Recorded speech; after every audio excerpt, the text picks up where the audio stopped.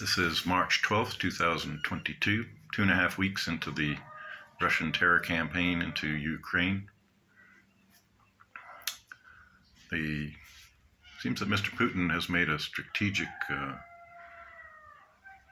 change, has made a decision that his true opponent, his better opponent for his military at this point, would be the pregnant mothers, pregnant women, and newborns of Ukraine. That these might be the more worthy opponents of his awesome military. And on that score, he might be right, finally be right about something. His military is fast turning the roads and highways of Ukraine into a vast junkyard of Russian military equipment. And the former occupants of those vehicles, if they aren't killed outright, are often fleeing for their lives. Putin made several calculations at the beginning of this adventure. He saw the West to be weak.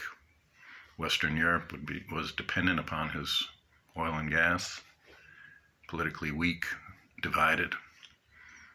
The U.S. administration, he assumed would not have a spine to oppose what he's doing, especially based on the botched withdrawal from Afghanistan of 2021. And he never counted on the iron will of the Ukrainian people and the Zelensky government to fight for their country. So these gross miscalculations have led him to the current state. It's not desperation, but when you switch to terror tactics and targeting civilians, slaughtering civilians, massacres and destruction of civilian targets, you've already, in a sense, given up the game. You've already been defeated. But that doesn't provide any relief for the Ukrainian people in the short term. And apparently,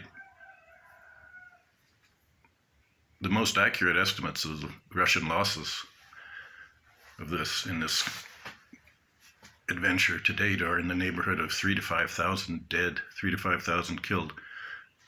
And nobody knows for sure, probably not even the Russians. But when you put that in perspective, the U.S. in 20 years in Afghanistan didn't lose 3,000 killed men and women of the armed forces.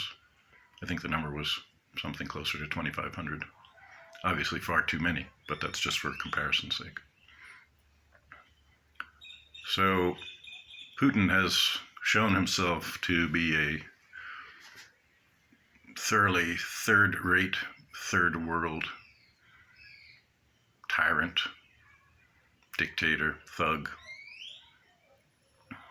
and his military as well, entirely third-rate. And if not for the vast nuclear arsenal that they control, they would, as well as probably biological and chemical weapons, they wouldn't even be a serious threat to the West. But for those reasons, we have to somehow take them seriously.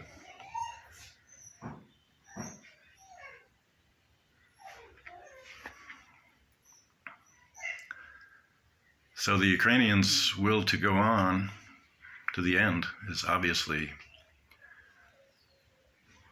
hasn't wavered in the least.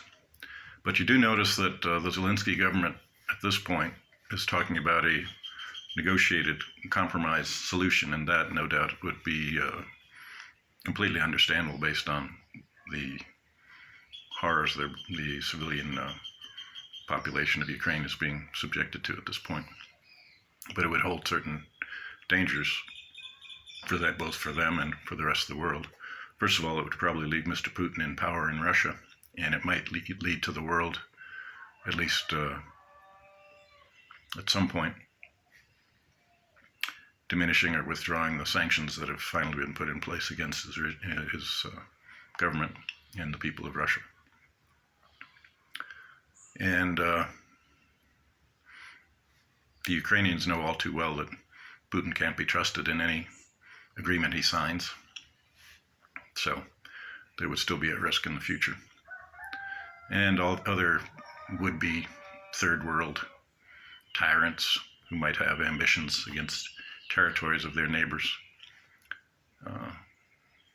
might see this, and Putin would be able to portray it as a victory, and others, rather than getting the right lesson, which is this is not the thing to do, might maintain their territorial ambitions.